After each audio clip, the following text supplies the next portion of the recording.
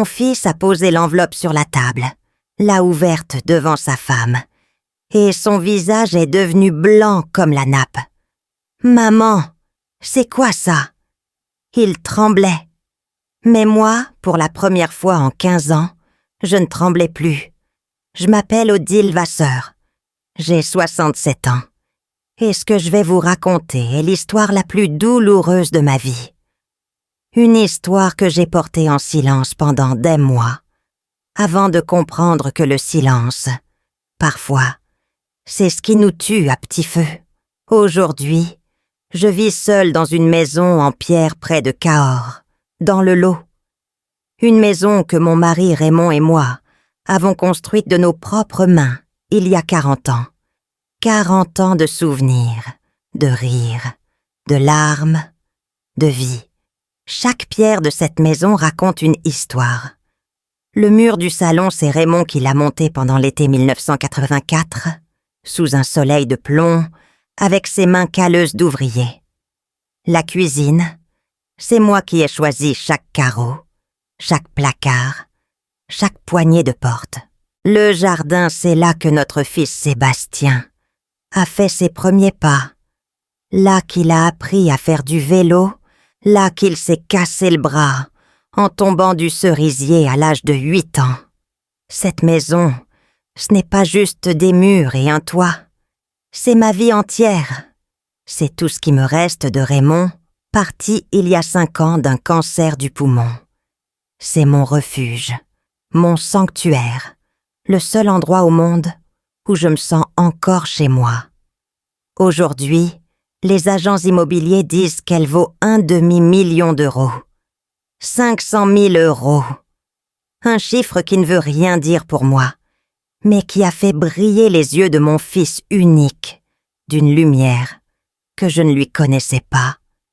Une lumière froide, calculatrice, qui m'a glacé le sang quand je l'ai vu pour la première fois. Tout a commencé un dimanche de septembre.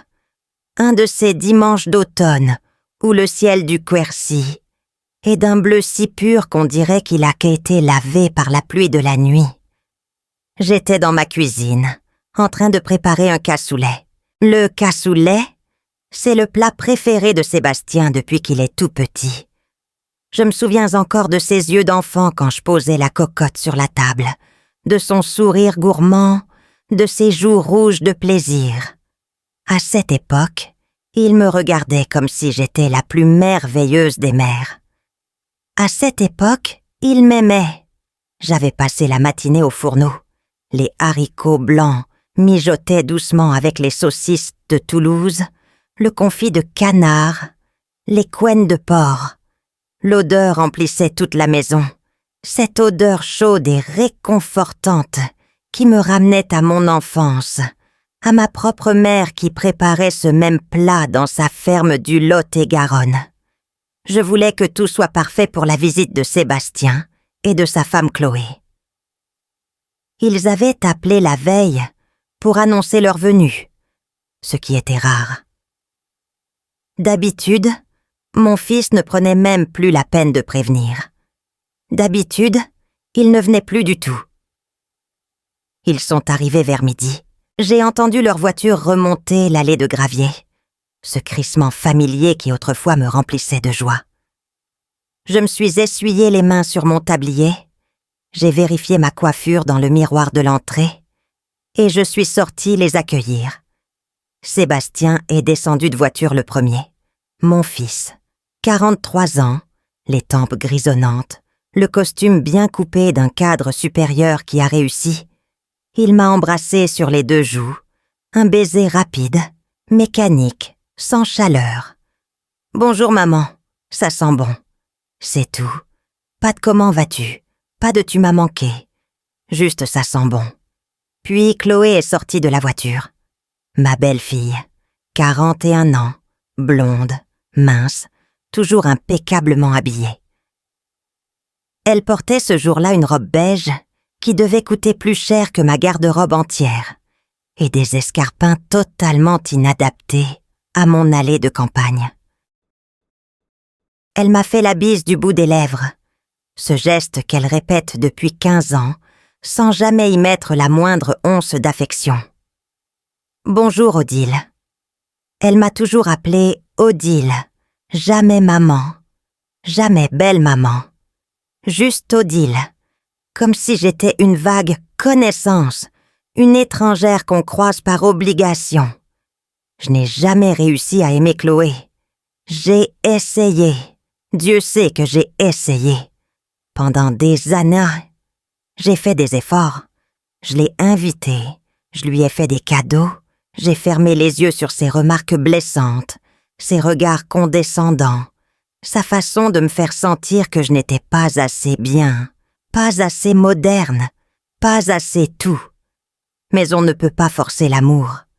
Et on ne peut pas aimer quelqu'un qui vous méprise.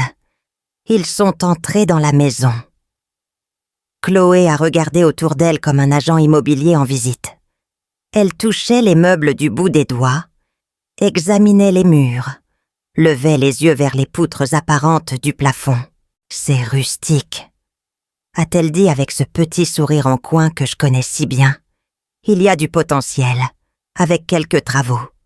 Du potentiel. Ma maison, celle où j'ai vécu 40 ans de ma vie, réduite à du potentiel. Nous nous sommes installés dans le salon. J'ai servi l'apéritif, un vin de noix que je fais moi-même chaque automne avec les noix du jardin. Sébastien l'a bu d'un trait, sans même le goûter. Chloé a à peine trempé ses lèvres avant de reposer son verre avec une grimace à peine dissimulée. Et puis Sébastien a sorti un dossier de sa sacoche. Un dossier en carton beige, épais, officiel. Il l'a posé sur la table basse, entre nous, comme on pose une arme. « Maman, on a réfléchi », a-t-il commencé. Sa voix avait ce ton sérieux, professionnel, qu'il utilise sans doute avec ses employés. « On s'inquiète pour toi. Cette maison est trop grande pour une personne seule. Tu vieillis, tu pourrais tomber, te blesser, et personne ne serait là pour t'aider. » J'ai senti quelque chose se serrer dans ma poitrine.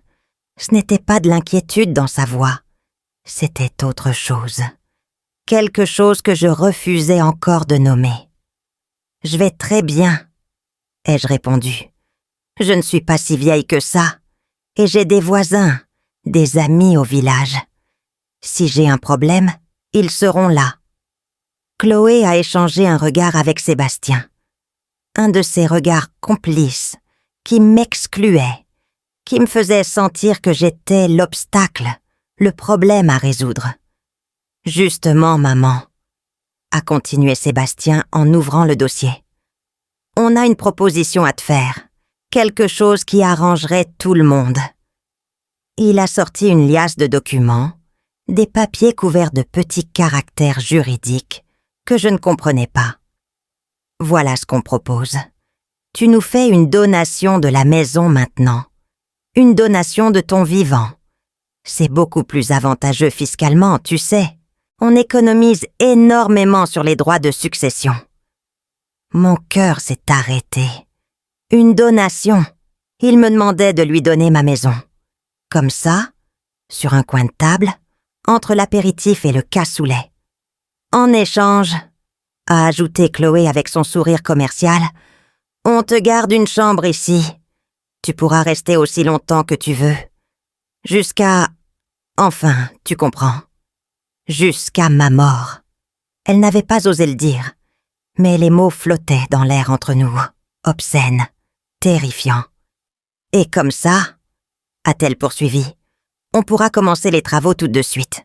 Refaire la cuisine, moderniser les salles de bain, peut-être ajouter une extension avec une piscine.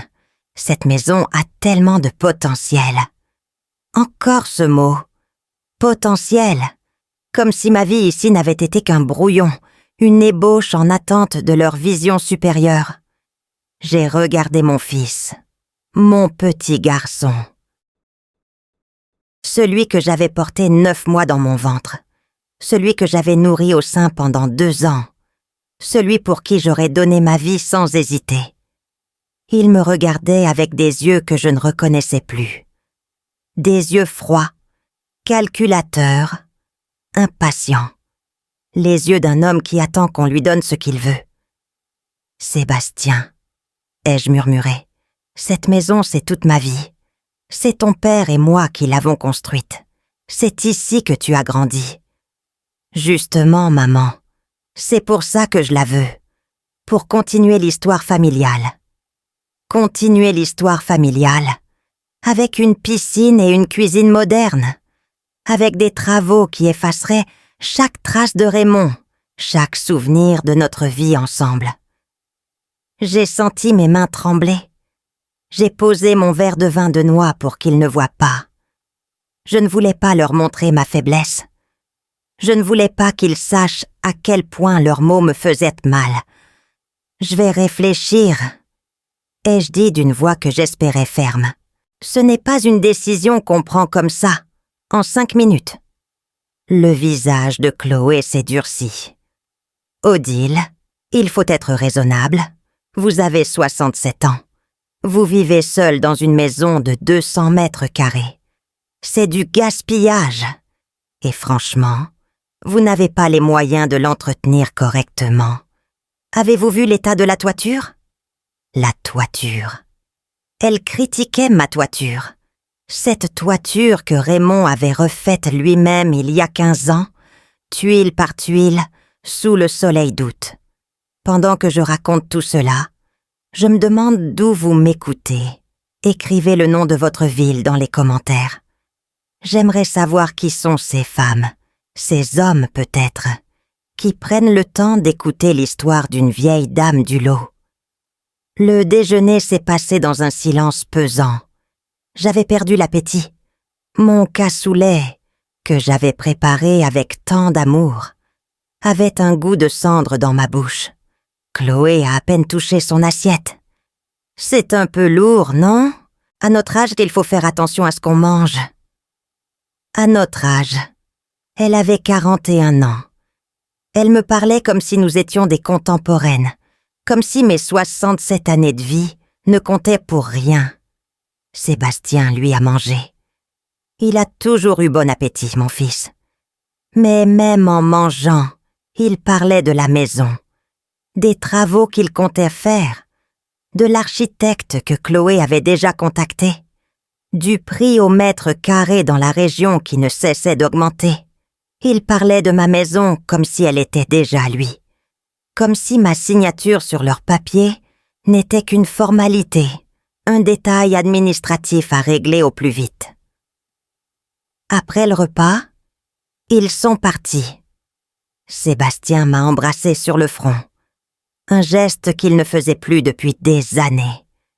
Réfléchis bien, maman, c'est vraiment la meilleure solution pour tout le monde. Chloé m'a fait un signe de la main depuis la voiture, sans même descendre, et ils sont partis, me laissant seule avec leurs documents sur ma table de salon et un poids immense sur la poitrine. Ce soir-là, je n'ai pas pu dormir. Je suis restée assise dans le fauteuil de Raymond, celui qui l'occupait chaque soir pour lire son journal, et j'ai pleuré. J'ai pleuré comme je n'avais pas pleuré depuis sa mort. Parce que je venais de comprendre quelque chose de terrible. Mon fils ne m'aimait plus. Peut-être ne m'avait-il jamais vraiment aimé. Ce qu'il aimait, c'était ce que je possédais. Ce qu'il voulait, ce n'était pas me protéger, c'était me dépouiller. Les jours qui ont suivi cette visite ont été étranges. Je continuais ma vie comme avant, mais quelque chose avait changé. Je regardais ma maison différemment. Chaque matin, en me levant, je touchais les murs comme pour m'assurer qu'ils étaient encore là, encore à moi. Je passais ma main sur le papier peint du couloir, celui que Raymond et moi avions posé ensemble en 1987, un dimanche de printemps où nous avions ri comme des enfants en essayant d'aligner les motifs. Je m'arrêtais devant la fenêtre de la cuisine, celle qui donne sur le cerisier, et je pensais à toutes ces années où j'avais regardé ce même arbre changer au fil des saisons.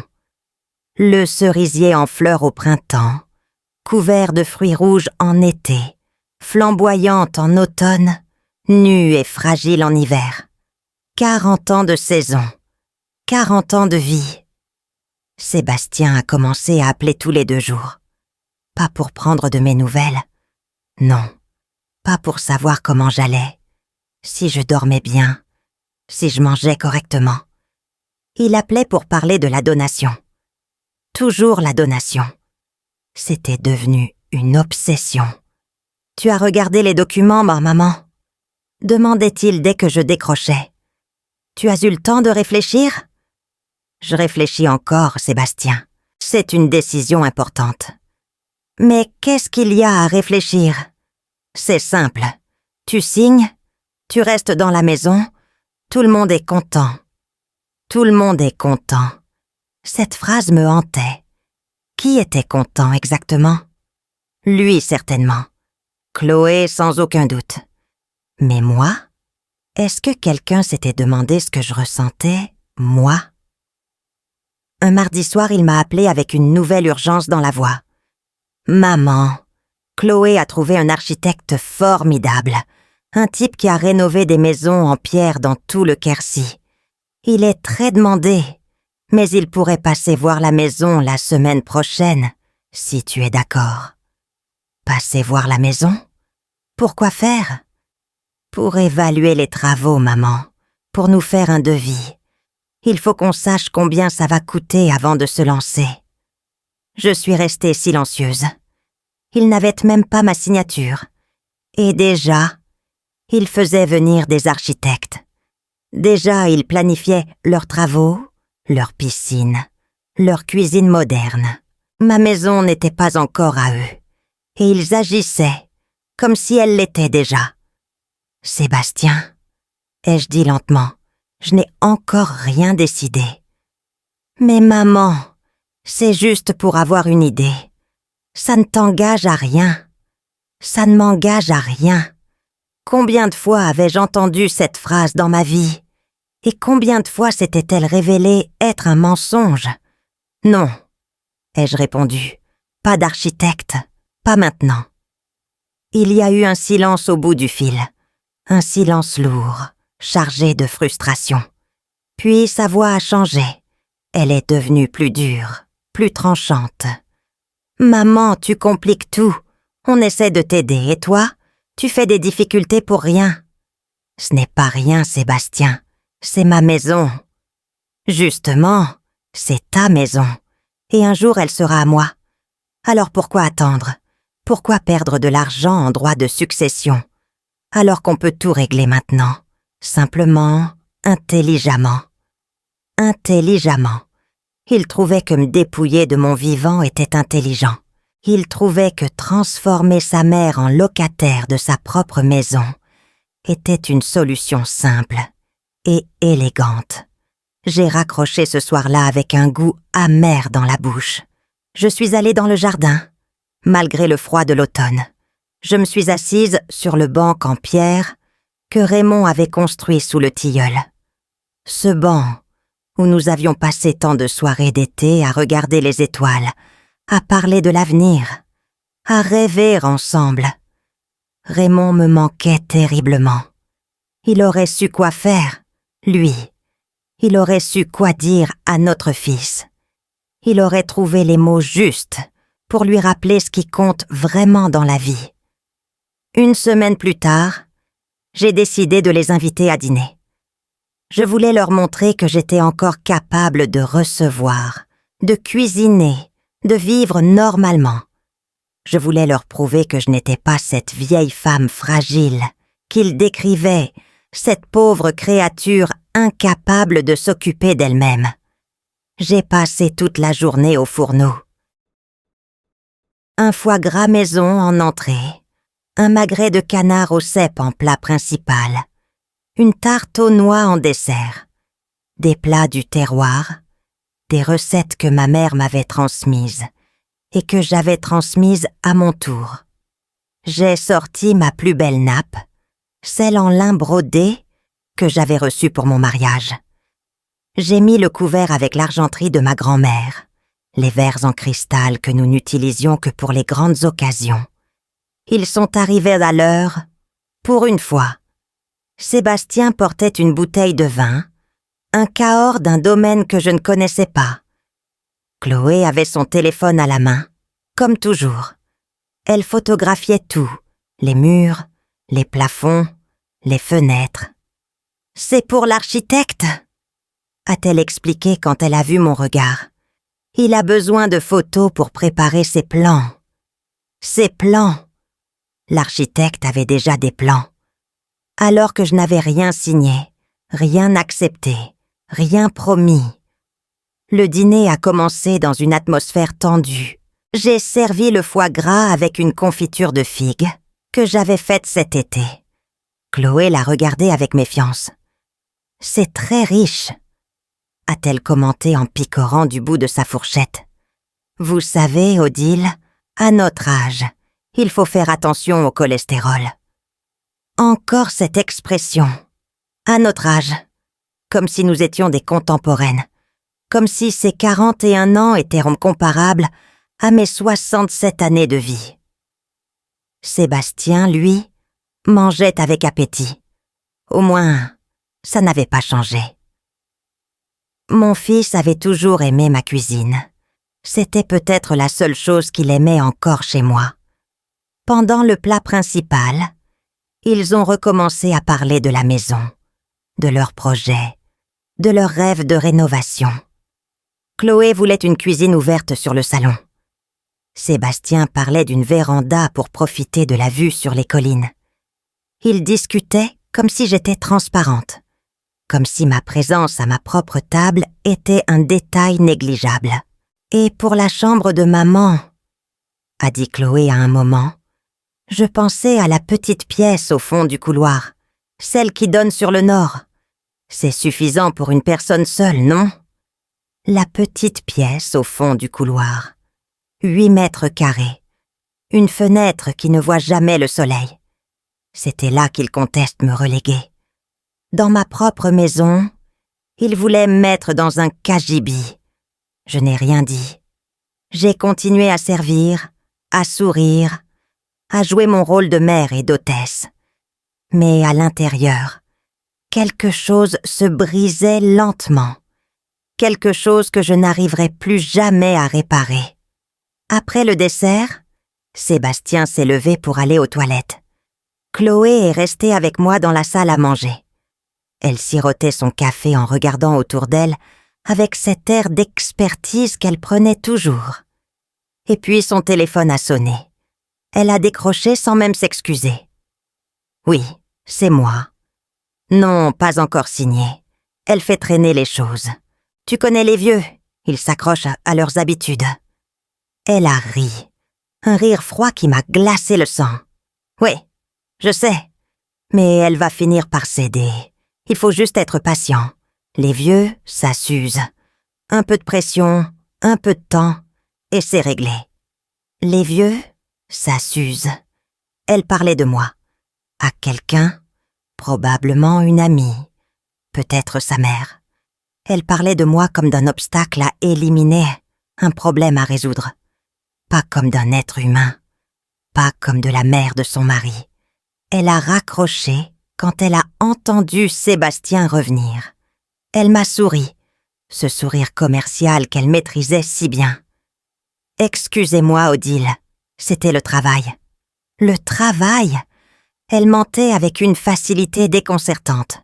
Et mon fils, qui revenait s'asseoir à côté d'elle, ne voyait rien, ou ne voulait rien voir. Ils sont partis vers 22h. Sébastien m'a embrassée sur la joue. C'était délicieux, maman, comme toujours. Puis il a ajouté « Réfléchis bien nos documents. Si tu signes avant décembre, on économise 40 000 € de droits. 40 000 €, maman. Ce n'est pas rien. 40 000 €. C'était donc ça, ma valeur. 40 000 € d'économie fiscale. Pas l'amour d'une mère, pas les souvenirs d'une vie entière. Juste 40 000 €. Après leur départ, j'ai débarrassé la table. J'ai fait la vaisselle à la main, lentement, méticuleusement. La belle vaisselle de mon mariage, l'argenterie de ma grand-mère, les verres en cristal. Je les ai lavés un par un, les séchant avec un torchon propre, les rangeant à leur place. Et pendant que je faisais cela, je pensais à ce que Chloé avait dit au téléphone. Les vieux, ça s'use. Je pensais à leurs plans, leur architecte, leurs photos. Je pensais à la petite chambre au nord où ils comptaient me parquer. Et je pensais aux documents que Sébastien m'avait laissés. Ce dossier beige qui traînait encore sur la table du salon. Quelque chose me poussait à les relire. Une intuition peut-être. Ou simplement la méfiance que les mots de Chloé avaient éveillée en moi. Je suis allée chercher le dossier. Je me suis installée dans le fauteuil de Raymond, sous la lampe, et j'ai commencé à lire. Vraiment lire, cette fois. Pas survoler, pas faire semblant. Lire chaque mot, chaque ligne, chaque clause. Et c'est là que je l'ai trouvé. En bas de la page 7, en caractères minuscules, presque illisible. Une clause que je n'avais pas remarquée la première fois. Une clause qui a fait basculer ma vie. La donatrice renonce à tout droit d'usage et d'habitation à compter de la signature du présent acte. J'ai relu la phrase 3 fois pour être sûre de comprendre. La donatrice renonce à tout droit d'usage et d'habitation. Cela signifiait que dès la signature, je n'aurais plus aucun droit sur ma maison. Pas de chambre garantie. Pas de droit de rester. Rien. Ils pourraient me mettre dehors le lendemain, si le cœur leur en disait. La chambre au nord dont parlait Chloé, c'était un mensonge. Tout était un mensonge. Ils ne voulaient pas m'aider. Ils ne voulaient pas me protéger. Ils voulaient ma maison. Toute ma maison. Et moi, dehors. Mes mains tremblaient. Le dossier est tombé sur le sol. Je suis restée là, dans le fauteuil de Raymond, à regarder le plafond, incapable de bouger. Mon fils, mon propre fils voulait me voler ma maison. Mon propre fils avait préparé un piège juridique pour me dépouiller de tout ce que j'avais. Cette nuit-là, je n'ai pas dormi. Je suis restée éveillée jusqu'à l'aube, les yeux ouverts dans le noir, à écouter les bruits familiers de ma maison. Le craquement des poutres, le murmure du vent dans les volets, le tic-tac de l'horloge du salon. Des bruits que j'entendais depuis 40 ans. Des bruits qui pourraient bientôt m'être arrachés. Au lever du soleil, j'ai pris une décision. Je ne signerai pas. Jamais. Mais plus que cela, j'allais me battre. Je ne savais pas encore comment, mais j'allais trouver. Parce qu'une chose était certaine désormais. Mon fils et sa femme n'étaient pas mes alliés. Ils étaient mes adversaires. Et dans cette guerre silencieuse qu'ils m'avaient déclarée, j'allais apprendre à me défendre. Les semaines qui ont suivi ma découverte ont été les plus étranges de ma vie. Je continuais à répondre aux appels de Sébastien, à sourire quand il parlait de la donation, à dire que je réfléchissais encore. Mais à l'intérieur, tout avait changé. Je le regardais différemment maintenant. Chaque mot qu'il prononçait, je l'analysais. Chaque sourire, je le décryptais. Mon fils était devenu un étranger. Pire qu'un étranger. Un ennemi qui portait le visage de l'enfant que j'avais aimé. Les appels sont devenus plus fréquents.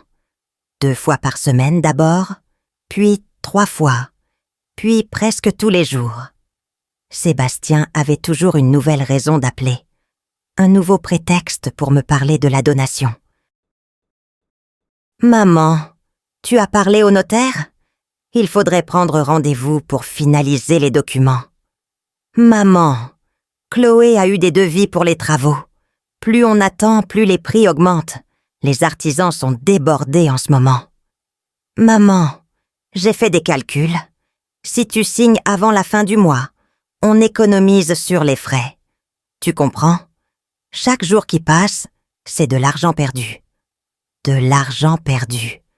Comme si ma vie, mes hésitations, mes doutes n'étaient qu'une question d'argent. Comme si mon existence entière se résumait à un calcul fiscal. Je répondais toujours la même chose. Je réfléchis encore, Sébastien. C'est une décision importante. Laisse-moi le temps. Et chaque fois, je sentais son agacement grandir. Sa voix devenait plus sèche, ses silences plus lourds. Mon fils n'avait jamais doté patient. Enfant déjà, il voulait tout de suite. Je me souviens de ses colères quand je lui refusais un jouet, de ses bouderies, quand les choses n'allaient pas assez vite à son goût. J'avais cru que l'âge adulte l'avait assagi. Je me trompais. Il avait simplement appris à mieux cacher son impatience. Un matin de la fin octobre, Chloé m'a appelé directement. C'était rare. D'habitude, elle laissait Sébastien faire le sale travail.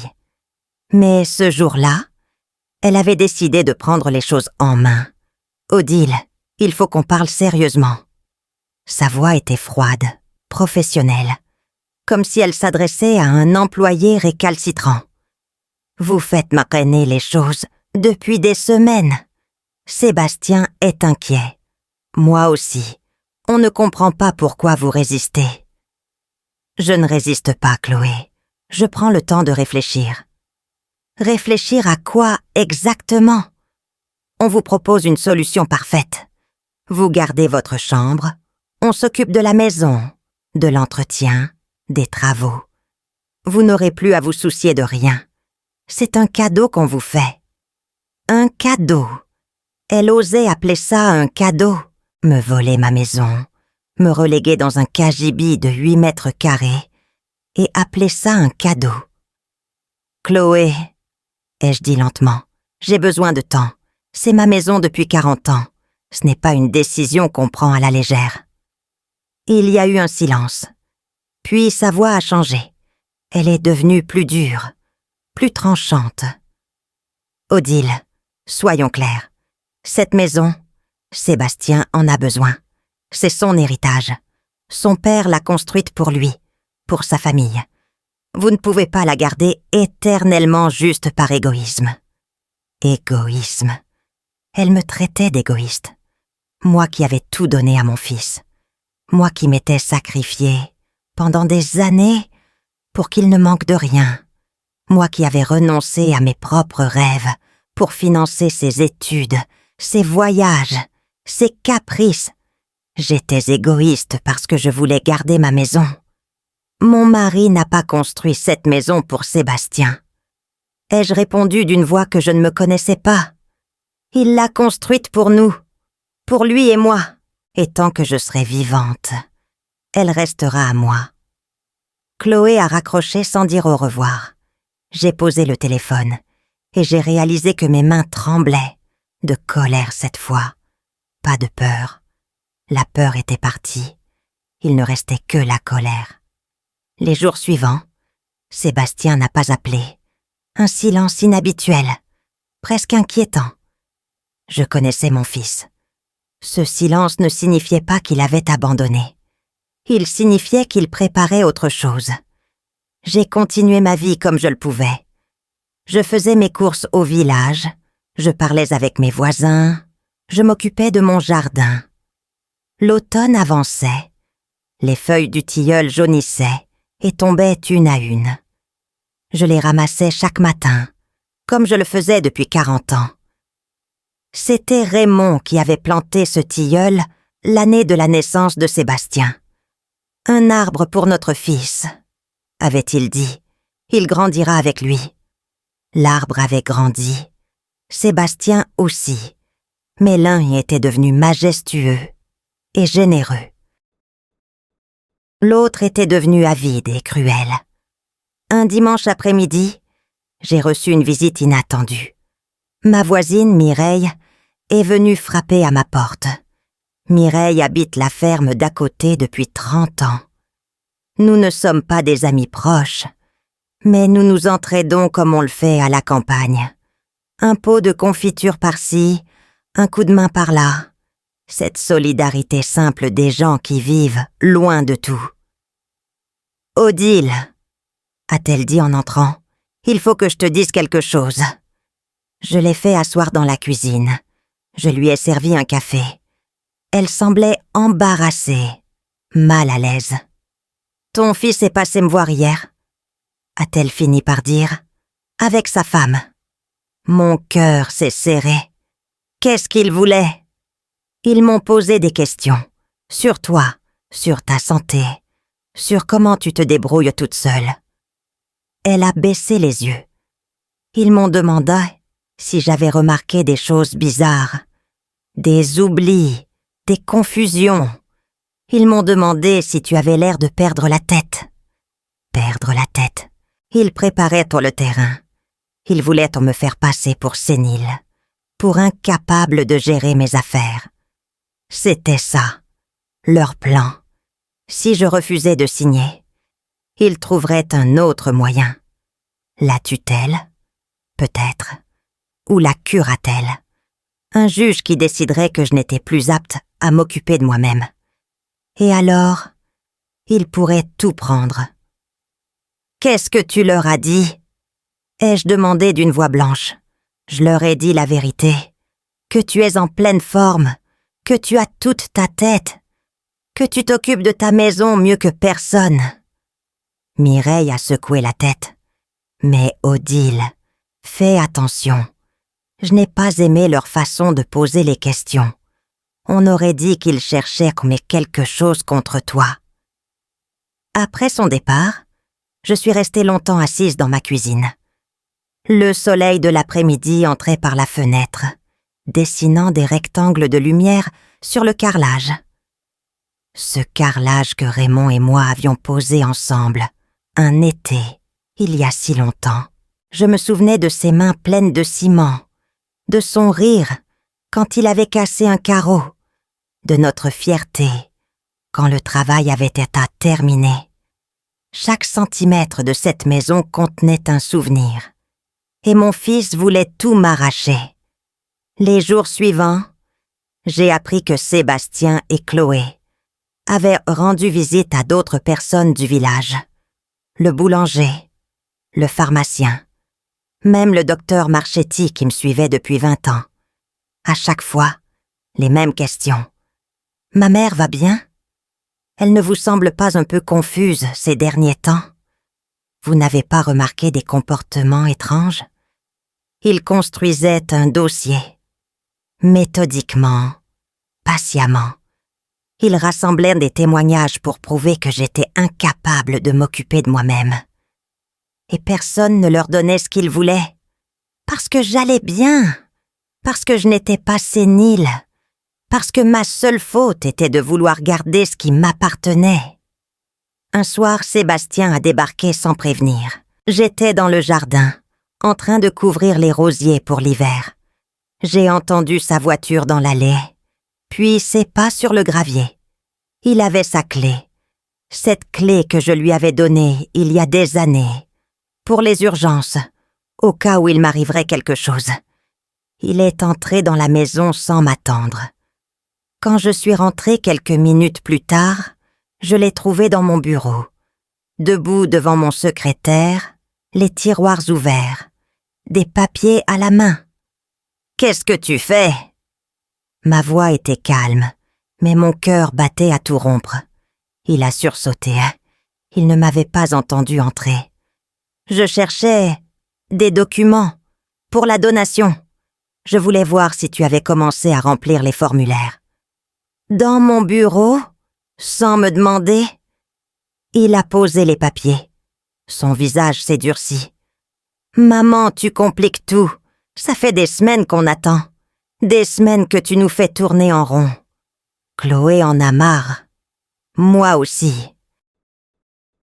On essaie de t'aider et toi, tu nous traites comme des ennemis. Peut-être parce que vous vous comportez comme des ennemis. » Il m'a regardé, stupéfait. Je n'avais jamais parlé à mon fils comme ça. Jamais, en 43 ans. « Qu'est-ce que tu veux dire ?» Je sais ce que vous faites, Sébastien. Les visites au village, les questions sur ma santé mentale. Vous cherchez à me faire passer pour folle. » Il a eu la décence de baisser les yeux. « On s'inquiète pour toi, maman. C'est normal de demander aux gens comment tu vas. »« Non, ce n'est pas de l'inquiétude, c'est de la manipulation. Et je ne suis pas dupe. » Il s'est redressé. Sa mâchoire s'est crispée. « Tu sais quoi, maman? Tu deviens parano. C'est exactement ce qu'on craignait. Tu vois des complots partout. Tu te méfies de ton propre fils. C'est la preuve que quelque chose ne va pas. » La preuve. Il retournait mes paroles contre moi. Si je me défendais, c'était la preuve que j'étais folle. Si je me taisais, c'était la preuve que j'étais manipulable. Quoi que je fasse, il avait une réponse. « Sors de ma maison », ai-je dit. Il a ri. Un rire court, méprisant. « Ta maison, tu t'accroches bien ces murs comme une noyée à une bouée. Mais regarde-toi, maman. Tu es seule. Tu vieillis. Un jour, tu tomberas dans l'escalier et personne ne sera là pour t'aider. Et ce jour-là, tu regretteras de ne pas nous avoir écoutés. » Il est parti en claquant la porte. Le bruit a résonné dans toute la maison, faisant trembler les vitres. Je suis restée debout au milieu de mon bureau, entourée de mes tiroirs ouverts, de mes papiers éparpillés. Mon fils venait de fouiller dans mes affaires comme un voleur. Mon fils venait de me menacer à peine voilé. Cette nuit-là, j'ai pleuré. Pas de tristesse, de lucidité. Les écailles étaient tombées de mes yeux. Le petit garçon que j'avais aimé, celui qui me serrait dans ses bras en disant « Je t'aime, maman », celui qui pleurait quand je partais travailler, celui qui me regardait comme si j'étais la plus belle femme du monde. Ce petit garçon n'existait plus. Peut-être n'avait-il jamais existé. Peut-être l'avais-je inventé, façonné à partir de mes rêves de mère. L'homme qui était venu ce soir dans ma maison, qui avait fouillé mes tiroirs, qui m'avait regardé avec mépris, cet homme-là était un étranger. Un étranger cupide, impatient, prêt à tout pour obtenir ce qu'il voulait. Et ce qu'il voulait, c'était ma maison. Pas moi, pas mon amour, pas mes souvenirs. Juste des murs et un toit. Juste 500 000 €. J'ai passé la nuit dans le fauteuil de Raymond, serrant contre moi le vieux châle en laine qu'il portait quand il lisait le soir. Son odeur s'était effacée depuis longtemps, mais je faisais semblant de la sentir encore. Je lui parlais dans le noir, comme je le faisais souvent depuis sa mort. « Raymond, qu'est-ce que je dois faire? Notre fils veut me voler. Notre fils veut me mettre dehors. Comment est-ce ça possible? Qu'est-ce qu'on a fait de mal? » Mais Raymond ne répondait pas. Les morts ne répondent jamais. Ils nous laissent seuls avec nos questions et nos douleurs. Au petit matin, alors que le soleil se levait sur les collines du Quercy, j'ai pris une décision. Je n'allais plus attendre. Je n'allais plus me laisser harceler, manipuler, effrayer. J'allais prendre les choses en main. J'allais me battre. Mais pour me battre, j'avais besoin d'aide. J'avais besoin de quelqu'un qui connaissait la loi, les droits, les pièges. J'avais besoin d'un allié, et je savais exactement où le trouver. Le lendemain matin, j'ai appelé Maître Bourdieu. C'est le notaire de notre famille depuis 30 ans. C'est lui qui avait rédigé notre contrat de mariage avec Raymond. Lui qui avait enregistré l'achat du terrain. Lui qui avait authentifié tous nos actes importants. Un homme de la vieille école, honnête et discret, qui connaissait chaque famille du canton et gardait leurs secrets comme un confesseur. Sa secrétaire m'a donné un rendez-vous pour le surlendemain. 2 jours d'attente qui m'ont paru une éternité. Je tournais en rond dans ma maison, incapable de me concentrer sur quoi que ce soit. Je regardais les murs, les meubles, les objets accumulés au fil des années, et je me demandais combien de temps encore ils seraient à moi. Combien de temps avant que Sébastien et Chloé ne trouvent un moyen de me les arracher. Le jour du rendez-vous, je me suis levée tôt. J'ai mis ma plus belle robe, celle que je réservais pour les occasions importantes. Je voulais avoir l'air digne, respectable. Je voulais que Maître Bourdieu voie devant lui une femme en pleine possession de ses moyens, pas une vieille dame fragile et confuse. J'ai conduit jusqu'à Cahors, une demi-heure de route à travers les collines. Le cabinet de Maître Bourdieu se trouve dans une vieille maison en pierre du centre-ville, avec des volets bleus et une plaque en cuivre à l'entrée. J'ai poussé la porte avec le cœur battant. Il m'a reçu dans son bureau, une pièce sombre et solennelle, encombrée de dossiers et de livres de droit. Maître Bourdieu a 75 ans maintenant. Ses cheveux sont blancs, ses mains un peu tremblantes, mais son regard est toujours aussi vif. Il m'a fait asseoir dans le fauteuil en cuir face à son bureau et m'a regardé avec cette attention bienveillante qu'il a toujours eue. « Odile, a-t-il dit, ça fait plaisir de vous voir. Comment allez-vous depuis le décès de Raymond ? » « Je survis, maître, comme on peut. » Il a hoché la tête. Il comprenait. Il avait perdu sa propre femme quelques années plus tôt. « Alors, que puis-je faire pour vous ?» J'ai sorti le dossier de mon sac, ces documents que Sébastien m'avait laissés, avec leurs clauses cachées, leurs pièges juridiques. Je les ai posés sur le bureau, devant lui. « Mon fils veut que je signe ça, une donation de ma maison. Il dit que c'est pour m'aider, pour simplifier la succession. Mais j'ai trouvé quelque chose qui me pose problème. » Maître Bourdieu a chaussé ses lunettes et a pris les documents. Il les a lus lentement, méthodiquement, page après page. Son visage restait impassible, mais je voyais ses sourcils se froncer par moments. Quand il a eu fini, il a posé les papiers et m'a regardé. « Vous avez bien fait de venir me voir, Odile. » « Alors c'est vrai? Cette clause-là, en bas de la page 7, la clause sur le droit d'usage et d'habitation. Oui, je l'ai vue. » Il a secoué la tête. C'est une clause classique dans ce type de donation, mais elle est généralement accompagnée d'un usufruit ou d'un droit d'habitation garanti au donateur. Ici, il n'y a rien de tel. Si vous signez ce document tel quel, vous perdez tous vos droits sur la maison, immédiatement et définitivement. Mon cœur s'est serré. Je le savais déjà, mais l'entendre de la bouche d'un notaire rendait la chose terriblement réelle. Ils m'ont dit que j'aurais une chambre, qu'ils me garderaient avec eux. Une promesse verbale n'a aucune valeur juridique. Sans clause écrite garantissant votre droit de rester, il pourrait légalement vous demander de partir dès le lendemain de la signature. Vous n'auriez aucun recours. Je suis restée silencieuse un moment. Dehors, une voiture passait dans la rue. J'entendais le tic-tac de l'horloge sur le mur, le bourdonnement lointain de la ville. Des bruits ordinaires, dans un moment qui ne l'était pas. « Maître, qu'est-ce que je peux faire ?» Il a retiré ses lunettes et les a posées sur le bureau.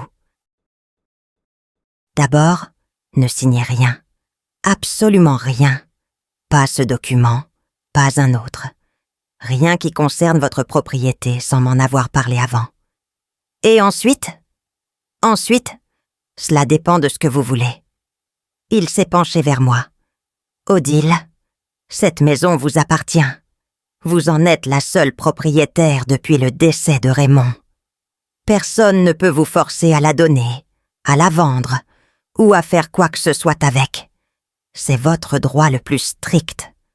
Mais mon fils, il m'a dit que c'était son héritage, que son père avait construit cette maison pour lui. Raymond a construit cette maison pour votre couple, pas pour Sébastien. Et même si c'était le cas, un héritage, ça se reçoit après la mort du propriétaire. Pas avant.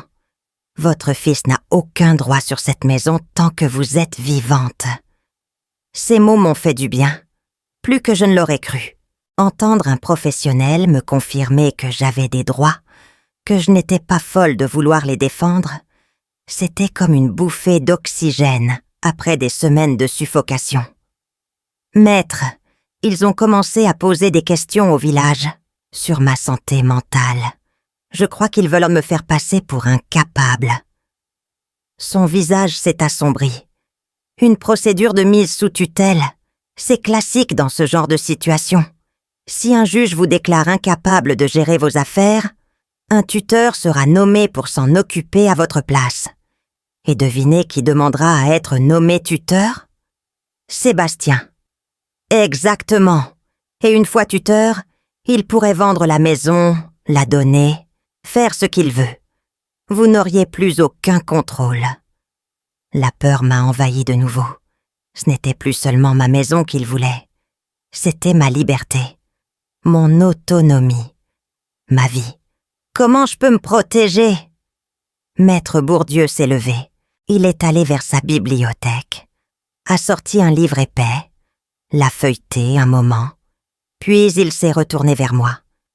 Première chose, faites-vous examiner par un médecin, un neurologue de préférence. Demandez-lui un certificat attestant que vous êtes en pleine possession de vos facultés mentales. Si jamais votre fils tente une procédure de mise sous tutelle, ce certificat sera votre meilleure défense. J'ai hoché la tête. C'était logique. Deuxième chose, réfléchissez à ce que vous voulez faire de cette maison. Pas pour votre fils. Pour vous. Qu'est-ce que vous voulez vraiment? Je n'avais jamais pensé à la question sous cet angle. Depuis des semaines, je me battais pour garder ma maison. Mais garder pourquoi? Pour qui? Je n'avais plus de mari. Mon fils ne m'aimait plus. Je n'avais pas de petits-enfants. Quand je mourrais, tout irait à Sébastien de toute façon. Alors à quoi bon? Je ne sais pas, maître. Je veux que cette maison serve à quelque chose de bien. Je ne veux pas qu'elle devienne un jouet pour Chloé, une piscine et une cuisine moderne. Je veux qu'elle garde son âme. Maître Bourdieu m'a regardé longuement. Puis il a souri.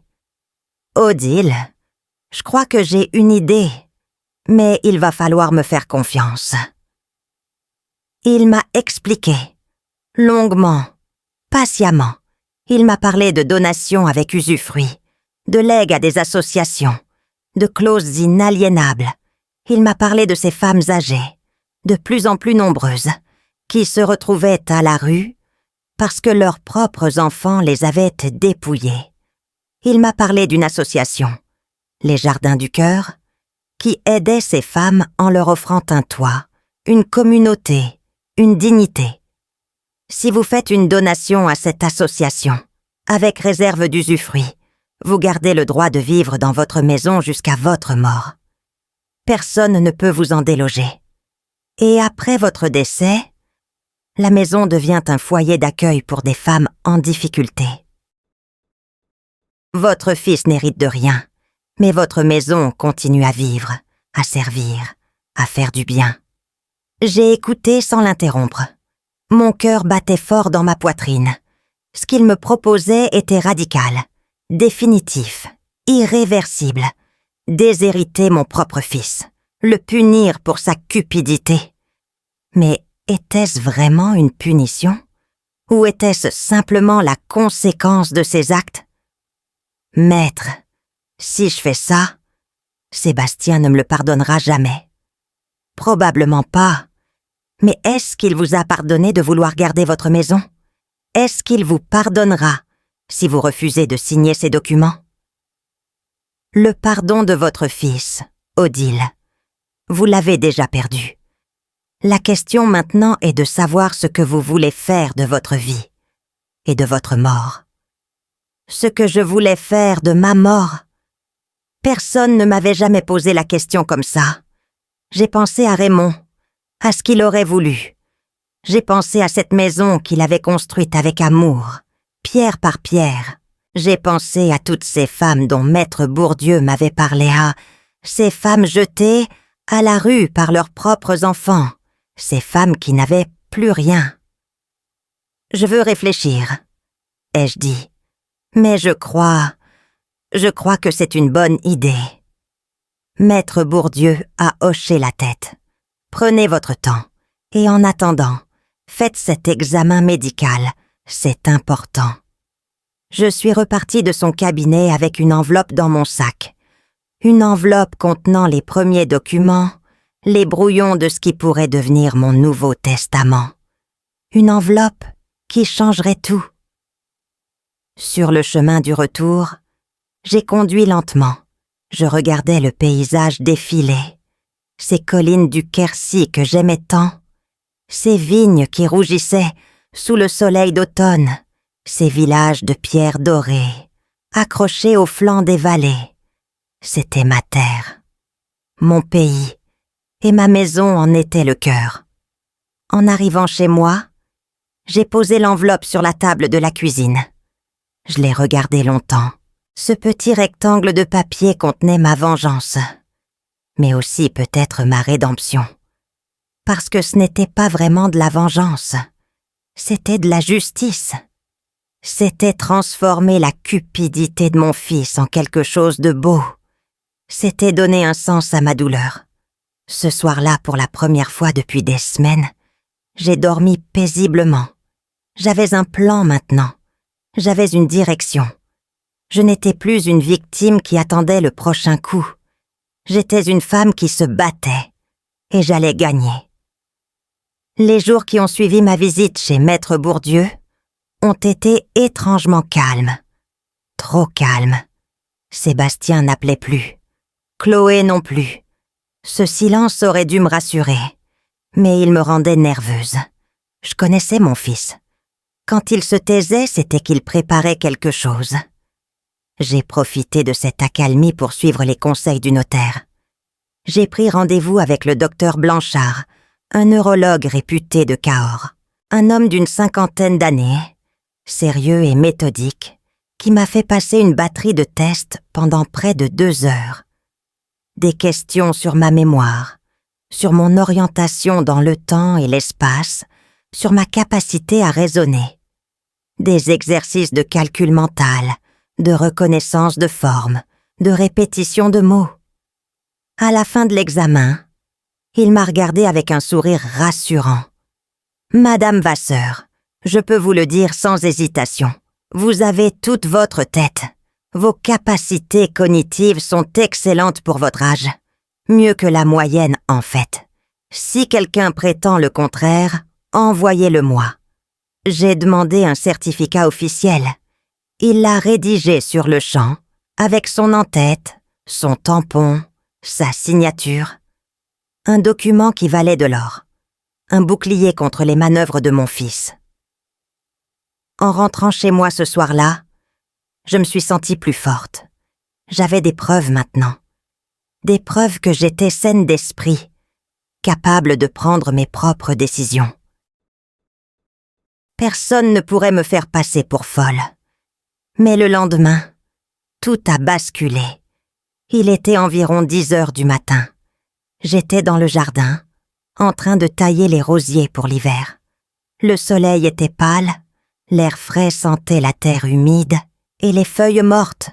J'entendais les oiseaux chanter dans le tilleul, ce tilleul que Raymond avait planté il y a si longtemps. Un moment de paix ordinaire, comme j'en avais connu des milliers. Et puis j'ai entendu une voiture, puis 2, des portières qui claquent, des voix, des pas sur le gravier. Je me suis redressée, le sécateur à la main. Sébastien remontait l'allée. Chloé était juste derrière lui. Et avec eux, 2 personnes que je ne connaissais pas. Un homme en costume gris, une femme en tailleur bleu marine. Des professionnels, de toute évidence. Mais de quelle profession? Maman, a dit Sébastien en s'approchant. Son visage était grave, presque solennel. Il faut qu'on parle. Qui sont ces gens? L'homme en costume gris s'est avancé. Il m'a tendu une carte de visite. Madame Vasseur, je suis maître Renaud, avocat, et voici Madame Forestier, Assistante sociale, nous sommes ici pour évaluer votre situation. » Évaluer ma situation. Les mots m'ont frappé comme une gifle. Ils avaient fait venir un avocat et une assistante sociale. Ils passaient à l'attaque. « Ma situation va très bien, » ai-je répondu d'une voix que j'espérais ferme. « Je n'ai besoin d'aucune évaluation. » Chloé s'est avancée à son tour. Elle portait son expression favorite, ce mélange de condescendance et de fausse compassion qui me donnait envie de hurler. « Odile, on s'inquiète pour vous. Vraiment. Vous vivez seule dans cette grande maison. Vous refusez toute aide. Vous vous méfiez de tout le monde, même de votre propre fils. Ce n'est pas normal. Ce qui n'est pas normal, c'est que mon fils essaie de me voler ma maison. » L'avocat a levé la main, comme pour calmer le jeu. « Madame Vasseur, personne ne veut vous voler quoi que ce soit. Votre fils est simplement préoccupé par votre bien-être. Il nous a contactés pour nous demander conseil. » Quel genre de conseil ? Sur les options disponibles pour vous protéger, une mise sous curatelle par exemple, ou une tutelle, dans les cas les plus graves. Tutelle ? Le mot était lâché. Il voulait me mettre sous tutelle, me déclarer incapable de gérer mes propres affaires, prendre le contrôle de ma vie, de ma maison, de tout. Je ne suis pas incapable, ai-je dit. J'ai un certificat médical qui le prouve. Un éclair de surprise est passé dans les yeux de Sébastien. Il ne s'attendait pas à ça. Il pensait que j'allais me laisser faire, comme toujours. Il pensait que j'allais pleurer, supplier, céder. Mais je n'étais plus cette femme-là. « Un certificat médical ?» a répété l'avocat. « Du docteur Blanchard, neurologue à Cahors. Examen complet il y a 3 jours. Capacité cognitive excellente. Aucun signe de démence ou de confusion. Voulez-vous que j'aille le chercher ?» Le silence qui a suivi était délicieux. Sébastien regardait Chloé. Chloé regardait l'avocat. L'assistante sociale prenait des notes dans un carnet. Personne ne savait quoi dire. Finalement, c'est Chloé qui a rompu le silence. Un certificat ne prouve rien. Les médecins se trompent. Et puis, un examen ponctuel ne reflète pas la réalité quotidienne. Ce qu'il faut, c'est une évaluation sur le long terme. Une évaluation par qui ? Par vous ? Par des professionnels neutres, des gens qui n'ont pas d'intérêt dans l'affaire. Contrairement à vous, qui n'avez aucun intérêt dans ma maison à 500 000 €. Le visage de Chloé s'est durci. Elle n'aimait pas qu'on lui tienne tête. Elle n'aimait pas qu'on la démasque. « Odile, vous êtes paranoïaque. » C'est exactement ce que je disais. Vous voyez des complots partout. Vous pensez que tout le monde vous veut du mal. C'est un symptôme classique de... De quoi ? De vieillesse ? De lucidité ? L'avocat s'est interposé. « Mesdames, s'il vous plaît, nous ne sommes pas ici pour nous disputer. Madame Vasseur, je comprends que cette situation soit difficile pour vous. Mais votre fils a le droit de s'inquiéter, et nous avons le devoir d'évaluer si cette inquiétude est fondée. » Elle ne l'est pas. C'est ce que nous allons déterminer, avec votre coopération, j'espère. Je les ai regardés, tous les 4. Mon fils, qui ne me regardait plus dans les yeux. Sa femme, qui me fixait avec une hostilité à peine voilée. L'avocat, professionnel et distant. L'assistante sociale, silencieuse et observatrice. 4 personnes dans mon jardin, venues pour décider de mon sort. « Entrez », ai-je dit finalement, « puisque vous êtes là, autant que vous voyez comment je vis. » Nous sommes entrés dans la maison. J'ai fait le tour du propriétaire, montrant chaque pièce, expliquant comment je m'organisais. La cuisine, où tout était rangé, propre, fonctionnel. Le salon, avec ses meubles cirés, ses plantes vertes bien entretenues. Ma chambre, mon bureau, la salle de bain. Partout, l'ordre et la propreté. Partout, les preuves d'une vie autonome et maîtrisée. L'assistante sociale prenait des notes. Elle ouvrait les placards, vérifiait le réfrigérateur, regardait les médicaments dans la salle de bain. Elle me posait des questions sur mon alimentation, mes sorties, mes activités. Je répondais calmement, précisément. Je n'avais rien à cacher. À la fin de la visite, elle s'est tournée vers l'avocat. « Maître Renaud, je ne vois rien d'alarmant. La maison est bien tenue. Madame Vasseur semble parfaitement capable de s'occuper d'elle-même. » Une lueur de panique est passée dans les yeux de Chloé. « Mais elle vit seule. Elle pourrait tomber, se blesser, et personne ne serait là pour l'aider. » C'est un risque qui concerne toutes les personnes âgées, vivant seules, Mouam. Madame, ce n'est pas un motif suffisant pour une mise sous tutelle. Et son comportement, sa méfiance, son refus de coopérer avec sa famille? L'assistante sociale la regardait avec une expression que je n'oublierai jamais. Une expression de compréhension, oui, mais pas pour Chloé, pour moi. Madame, la méfiance envers des personnes qui demandent qu'on leur cède sa maison n'est pas un signe de démence. C'est un signe de bon sens. Le silence qui a suivi était assourdissant. Chloé était devenue rouge de colère. Sébastien fixait le sol. L'avocat rangeait ses papiers avec une précipitation qui en disait long. « Bien, a-t-il dit finalement. Je crois que nous avons assez d'éléments pour aujourd'hui. Madame Vasseur, nous vous recontacterons si nécessaire.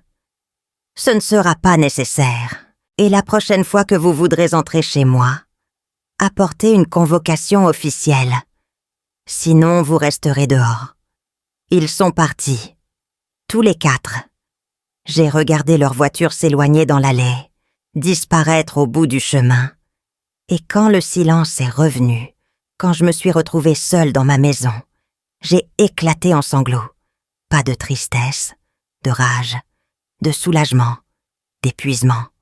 Cette nuit-là, je n'ai pas dormi. Je restais éveillée dans le noir, à écouter les bruits de la maison, à repenser à cette journée terrible. Ils avaient essayé de me faire déclarer incapable. Ils avaient fait venir un avocat, une assistante sociale. Ils avaient préparé leur coup pendant des semaines, peut-être des mois, et ils avaient échoué, pour cette fois. Mais je savais qu'ils reviendraient. Sébastien n'abandonnait jamais. Chloé encore moins. Il trouverait un autre moyen, une autre stratégie, une autre faille. Et moi, je serais là, à attendre le prochain coup, le prochain assaut. Le lendemain, Sébastien m'a appelé. Sa voix était différente, plus douce, plus conciliante, presque suppliante. « Maman, il faut qu'on parle. Ce qui s'est passé hier, ce n'était pas ce que tu crois. On voulait juste t'aider. » « M'aider à quoi? À perdre ma maison? Non, maman, à te protéger. Tu vis seule, tu refuses notre aide. On s'inquiète vraiment. Si tu t'inquiétais vraiment, tu ne ferais pas venir des avocats pour me faire mettre sous tutelle. » Un silence. Puis sa voix a changé. Elle est devenue plus froide, plus dure. « Écoute, maman, on peut faire ça de manière simple ou de manière compliquée. Si tu signes la donation maintenant, tout le monde sera content. Tu garderas ta chambre, on s'occupera de toi. La vie continuera. Et si je ne signe pas? Si tu ne signes pas... » Il a marqué une pause. On sera obligé de prendre des mesures. Des mesures? Juridiques, médicales, ce qu'il faudra. Je sentais la menace dans chaque mot. Il me mettait au pied du mur. Soit je cédais, soit il m'écrasait. « Sébastien, ai-je dit lentement, tu es mon fils.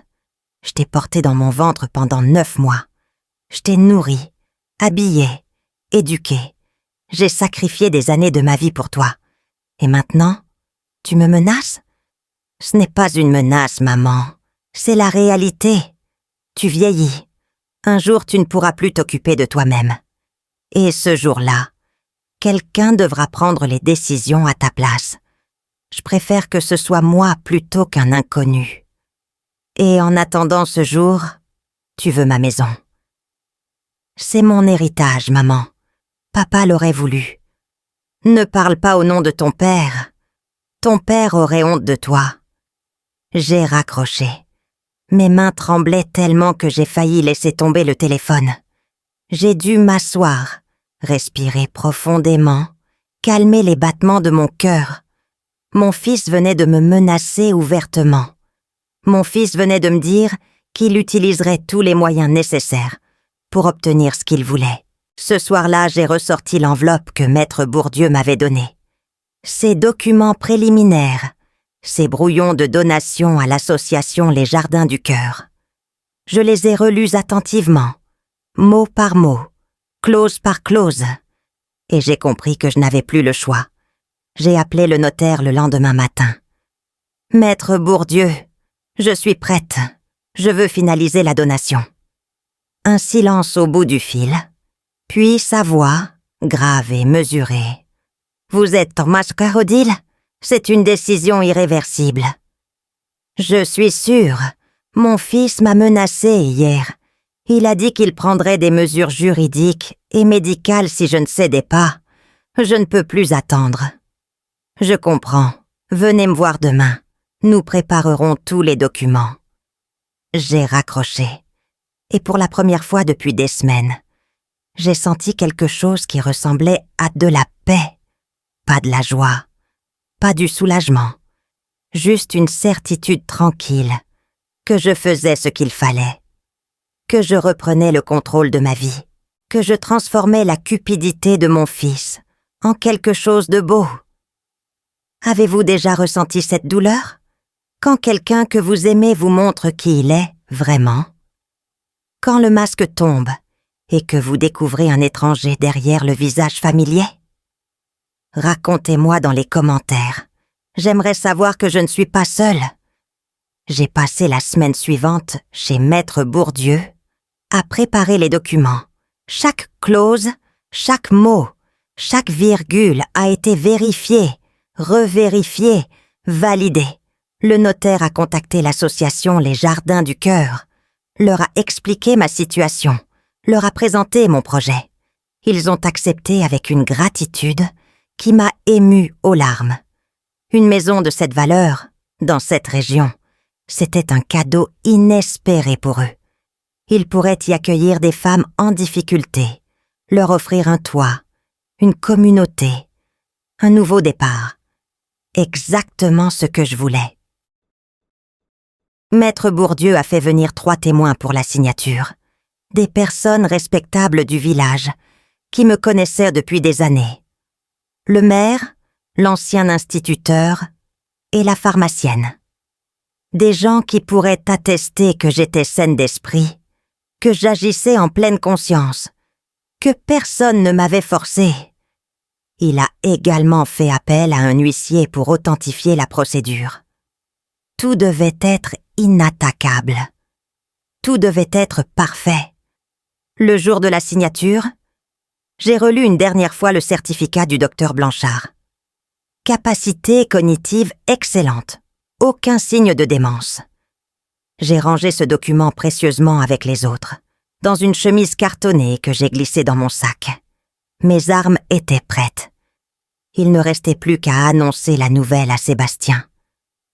J'aurais pu lui envoyer une lettre, lui téléphoner, lui faire parvenir les documents par huissier.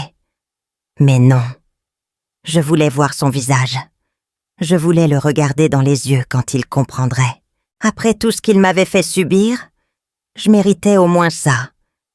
Je l'ai appelé un vendredi après-midi. Ma voix était calme, presque enjouée. J'ai dit que j'avais réfléchi, que j'avais pris ma décision concernant la maison, que je voulais leur en parler de vive voix, à lui et à Chloé. Je les ai invités à dîner le samedi soir. Un dîner important. Ai-je précisé? Un dîner qui changerait tout. Je l'ai senti hésiter au bout du fil. Il se méfiait, bien sûr. Après notre dernière conversation, après ses menaces et mon refus, il devait se demander ce que je préparais. Mais la curiosité a été plus forte, et surtout l'espoir. L'espoir que j'avais enfin cédé, que j'avais compris que je n'avais pas le choix, que je m'apprêtais à lui donner ce qu'il voulait. Ils sont arrivés le samedi à 19h. Chloé portait une robe neuve, rouge vif, qui devait coûter une fortune. Sébastien avait apporté une bouteille de champagne. Du bon champagne, celui qu'on garde pour les grandes occasions. Ils pensaient venir fêter leur victoire. Ils pensaient que j'allais leur remettre les clés de ma vie sur un plateau d'argent. Je les ai fait entrer. J'ai pris leurs manteaux. Je les ai installés dans le salon.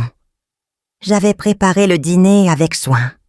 Une soupe de potiron en entrée, un confit de canard en plat principal, et pour le dessert, une tarte aux pommes. La recette de ma mère, celle que je faisais depuis 50 ans, celle que Sébastien adorait quand il était petit. Je voulais que ce repas soit parfait.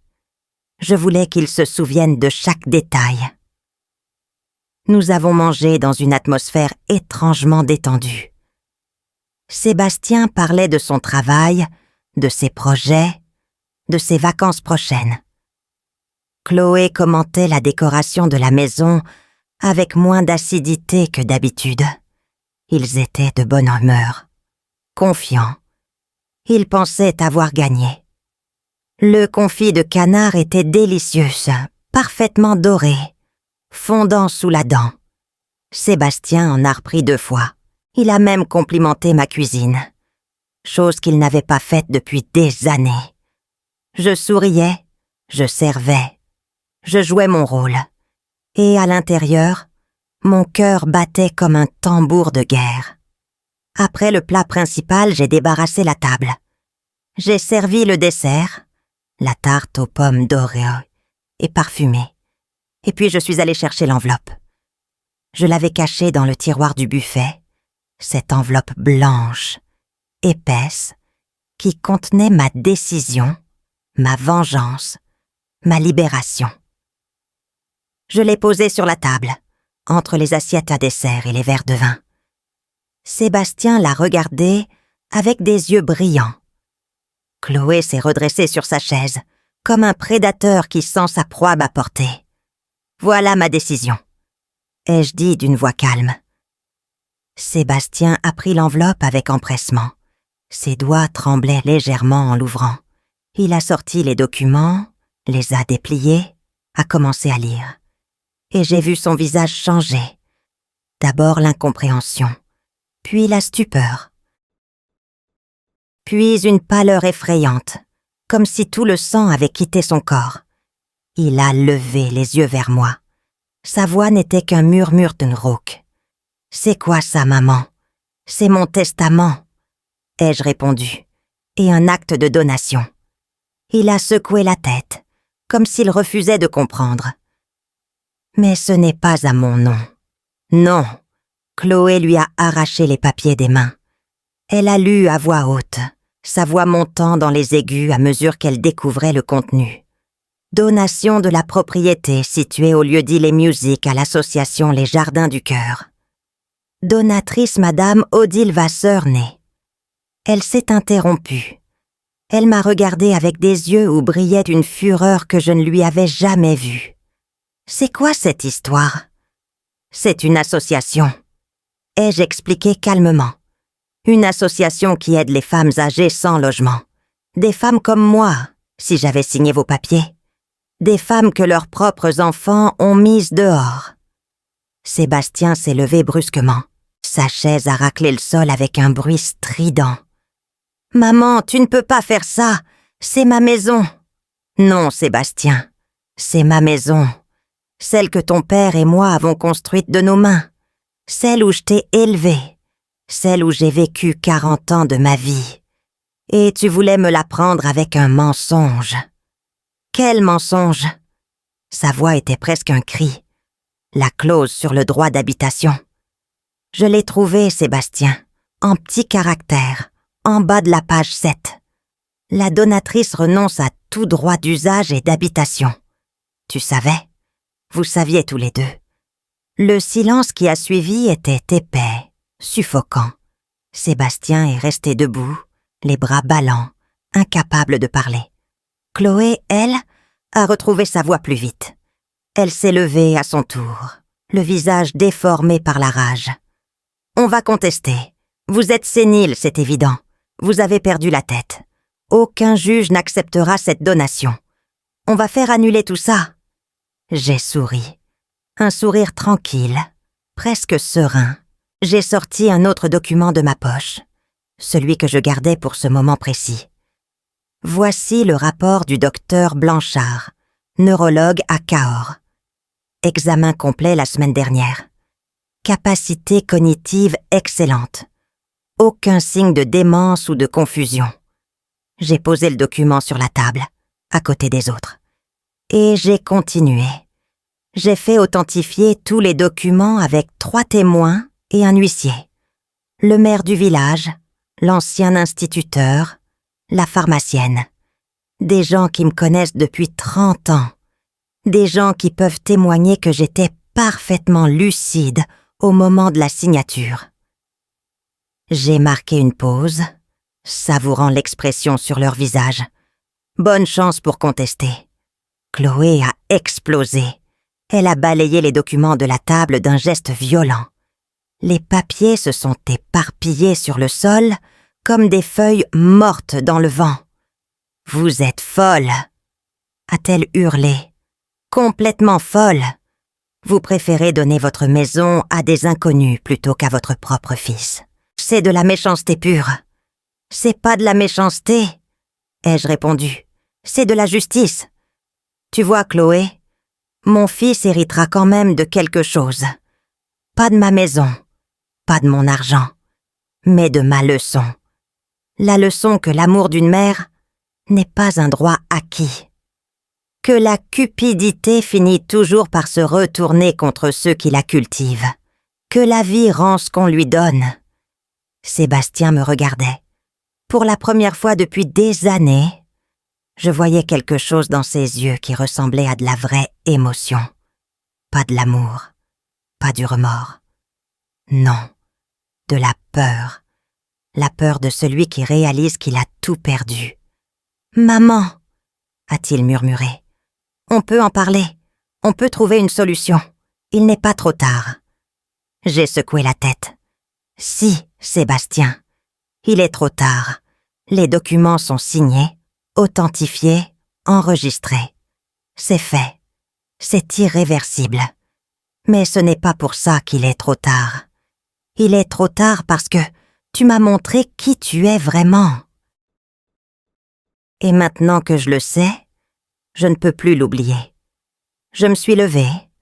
J'ai ramassé les documents éparpillés sur le sol. Je les ai remis dans l'enveloppe. Je les rangés dans le buffet. Puis je me suis tournée vers eux. Le dîner est terminé. Vous pouvez partir. Chloé a attrapé son sac, son manteau. Elle s'est dirigée vers la porte sans un regard en arrière. Mais Sébastien est resté. Il me regardait avec une expression que je n'arrivais pas à déchiffrer. De la colère, oui. Du désespoir peut-être, mais aussi autre chose. Quelque chose qui ressemblait presque à du respect. « Tu vas regretter ça, maman ?» a-t-il dit finalement. « Peut-être, » ai-je répondu. « Mais au moins, je ne regretterai pas d'avoir été lâche. » Il est parti sans m'embrasser. La porte s'est refermée derrière lui. J'ai entendu leur voiture démarrer, leurs phares balayer la façade de la maison. Le bruit des moteurs s'éloignait dans la nuit. Et puis le silence, ce silence immense de la campagne, ce silence que j'aimais tant, ce silence qui était enfin le mien. Je suis restée debout au milieu de mon salon, entourée de mes meubles, de mes souvenirs, de ma vie. Et j'ai pleuré. Pas de tristesse, de soulagement, de fierté, de libération. J'avais gagné, pas contre mon fils, contre la peur, contre la soumission. contre cette partie de moi qui avait toujours voulu faire plaisir, toujours voulu éviter les conflits, toujours voulu être aimée à n'importe quel prix. Cette partie-là était morte ce soir, et à sa place, il y avait quelqu'un de nouveau, quelqu'un de plus fort, quelqu'un de libre. Qu'auriez-vous fait à ma place? Dites-le-moi dans les commentaires. J'aimerais savoir. 3 ans ont passé depuis cette soirée. 3 ans pendant lesquels ma vie a changé d'une manière que je n'aurais jamais imaginée. Je vis toujours dans ma maison, cette maison en pierre près de Cahors, que Raymond et moi avons construite il y a 40 ans. Les Jardins du Cœur ont accepté ma donation avec une condition qui me convenait parfaitement. Je garde l'usufruit jusqu'à ma mort, ce qui signifie que personne ne peut me déloger, que je reste chez moi aussi longtemps que je vivrai, et qu'après mon départ, cette maison deviendra un foyer d'accueil pour des femmes âgées, en difficulté, des femmes que leurs familles ont abandonnées, des femmes qui n'ont plus rien, des femmes comme j'aurais pu le devenir si j'avais signé les papiers de Sébastien. Sébastien et Chloé ont divorcé, il y a 18 mois. J'ai appris la nouvelle par ma cousine Martine, qui habite à Toulouse, et qui connaît des gens qui connaissent des gens, comme c'est toujours le cas dans les familles. Apparemment, Chloé l'a quitté quelques mois après le fameux dîner, quand elle a compris qu'il n'aurait jamais la maison, quand elle a réalisé que son investissement de 15 ans dans ce mariage ne rapporterait rien, quand elle a calculé qu'il valait mieux partir avec la moitié de ses économies actuelles, plutôt que d'attendre un héritage qui ne viendrait jamais. Elle est partie avec un autre homme, un promoteur immobilier de Bordeaux, quelqu'un de plus riche, de plus utile, de plus rentable. Mon fils s'est retrouvé seul dans leur appartement de Lyon, avec ses meubles modernes et son canapé design, avec ses regrets et ses erreurs, avec le fantôme de la femme qu'il avait choisie contre sa propre mère. Il m'a écrit une lettre il y a 6 mois, la première communication depuis 3 ans. Une longue lettre manuscrite, où il m'expliquait que Chloé l'avait manipulée, que c'était elle qui avait eu l'idée de la donation, que c'était elle qui avait trouvé l'avocat et l'assistante sociale, que lui n'avait fait que suivre, que lui n'avait jamais vraiment voulu me faire du mal. Toujours la faute des autres, toujours des excuses, jamais de vraie responsabilité. Jamais ce mot simple que j'aurais peut-être voulu entendre. Pardon. Je n'ai pas répondu à sa lettre. Je l'ai rangée dans un tiroir avec les autres souvenirs de ma vie passée, ses photos de lui enfant, ses dessins qu'il me faisait pour la fête des mères, ses bulletins scolaires que je gardais précieusement, tous ces témoignages d'un amour qui avait existé autrefois et qui s'était perdu quelque part en chemin. Je ne sais ni où, ni quand, ni pourquoi. Mais hier, quelque chose d'inattendu s'est produit. Quelque chose qui m'a fait comprendre que ma décision avait eu un sens au-delà de ma propre histoire. On a sonné à ma porte vers 10 heures du matin. J'étais dans la cuisine, en train de préparer une soupe de légumes du jardin, et quand j'ai ouvert, j'ai trouvé une femme d'une 50aine d'années, sur mon perron. Elle avait les yeux fatigués, cernés de rides profondes, les cheveux gris mal coiffés, et elle portait un petit sac de voyage qui semblait contenir tout ce qu'elle possédait au monde. Elle m'a regardée, avec une expression où se mêlaient la peur, l'espoir et quelque chose qui ressemblait à de la honte. « Madame Vasseur », a-t-elle dit d'une voix hésitante, « je m'appelle Henriette. Les Jardins du Cœur m'ont donné votre adresse. Ils m'ont dit que peut-être vous pourriez m'héberger quelques jours, le temps que je me retourne. Je sais que c'est beaucoup demandé, mais je n'ai nulle part où aller. Mon fils m'a mise dehors la semaine dernière. Il voulait ma maison pour lui et sa femme, et quand j'ai refusé de signer les papiers, Il a changé les serrures pendant que j'étais chez le médecin. Je l'ai regardée, cette femme, cette Henriette que je ne connaissais pas, et j'ai vu dans ses yeux la même douleur que j'avais ressentie il y a 3 ans. Cette douleur incompréhensible d'être trahi par son propre enfant. Cette douleur de découvrir que l'amour maternel n'est pas toujours réciproque. Cette douleur de perdre non seulement sa maison, mais aussi toutes ses illusions. J'ai ouvert ma porte en grand et je lui ai dit d'entrer. La chambre d'amis est prête. J'ai mis des draps propres ce matin comme si je savais que quelqu'un allait venir. Elle a pleuré en franchissant le seuil. Elle m'a pris les mains et elle m'a remercié avec des mots entrecoupés de sanglots. Et moi je lui ai dit qu'elle n'avait pas à me remercier, que j'étais passée par là moi aussi, que je comprenais que ici, elle était en sécurité, que personne ne viendrait la chasser. Ce soir, alors que je prépare le dîner pour nous deux, une soupe chaude et du pain frais, je pense à Raymond, à cette maison qu'il avait construite pour nous, à ce qu'il aurait pensé de tout cela.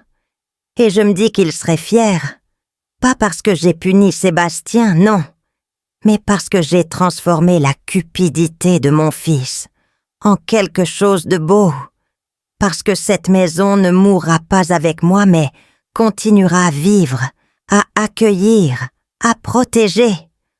Mon fils voulait hériter de mes murs, il héritera de ma leçon, la leçon que l'amour d'une mère n'est pas un chèque en blanc, la leçon que la dignité vaut plus que la paix familiale, la leçon que parfois, il faut savoir dire non pour rester debout.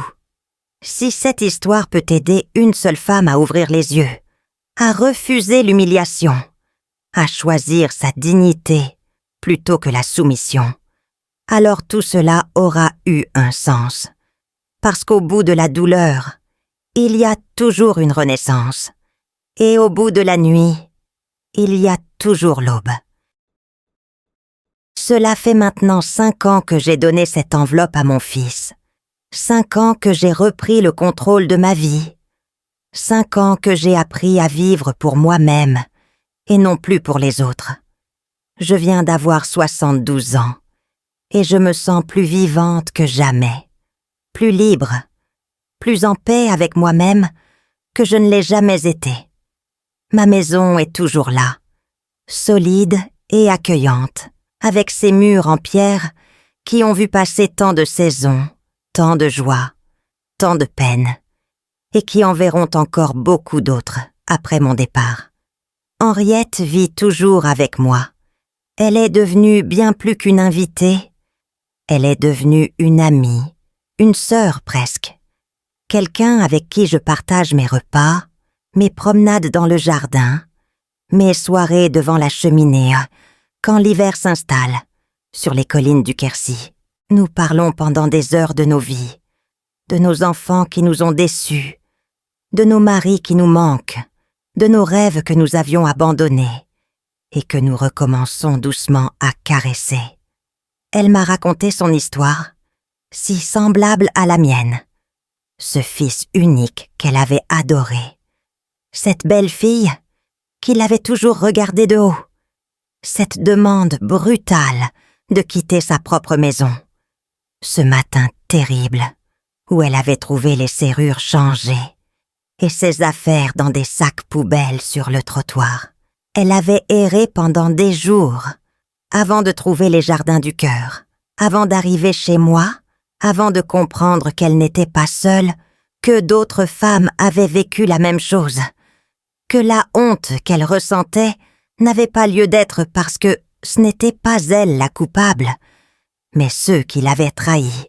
D'autres femmes sont passées par ma maison depuis Henriette, des femmes envoyées par l'association, des femmes brisées qui avaient besoin d'un toit le temps de se reconstruire. Certaines sont restées quelques semaines, d'autres quelques mois. Toutes sont reparties avec quelque chose de plus que ce qu'elles avaient en arrivant.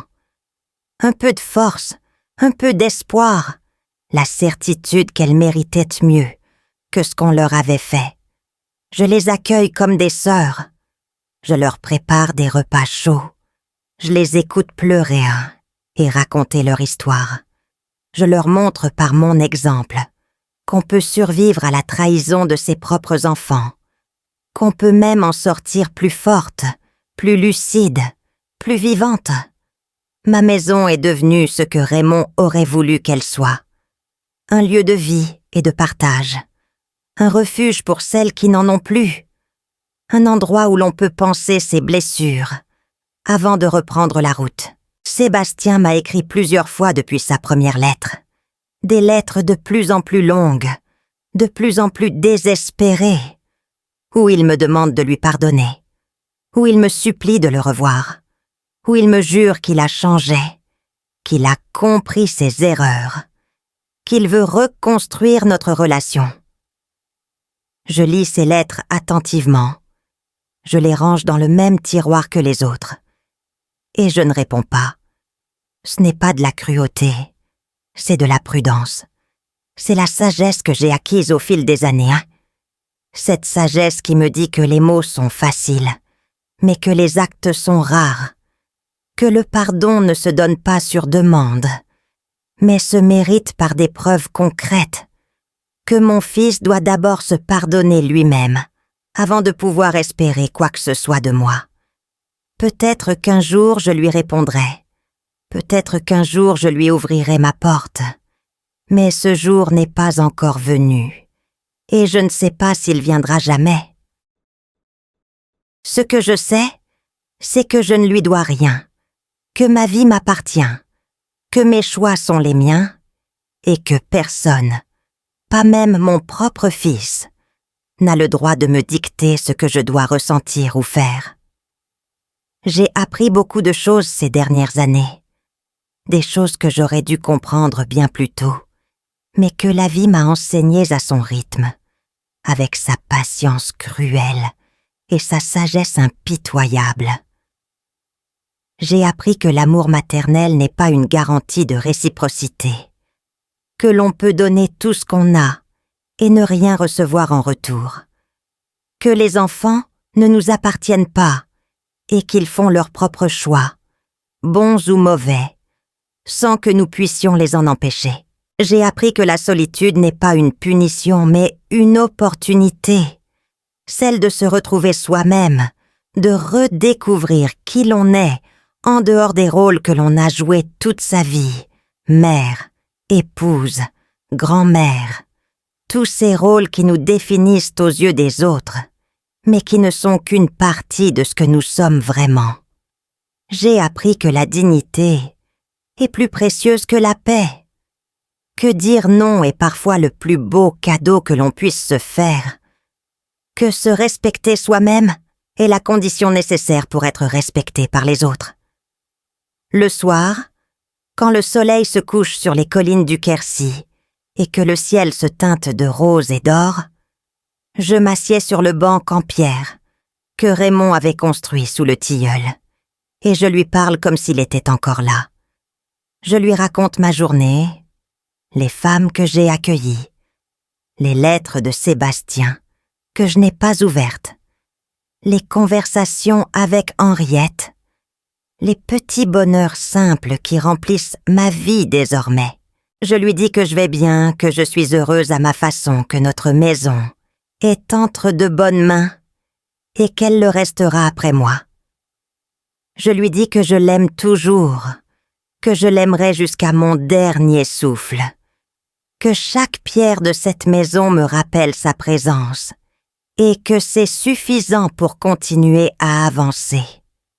Et parfois, quand le vent souffle dans les feuilles du tilleul, j'ai l'impression d'entendre sa voix qui me répond, qui me dit qu'il est fier de moi, qu'il savait depuis le début que j'étais plus forte que je ne le croyais, qu'il m'attend quelque part de l'autre côté et qu'il n'est pas pressé parce qu'il sait que j'ai encore beaucoup de choses à faire ici-bas.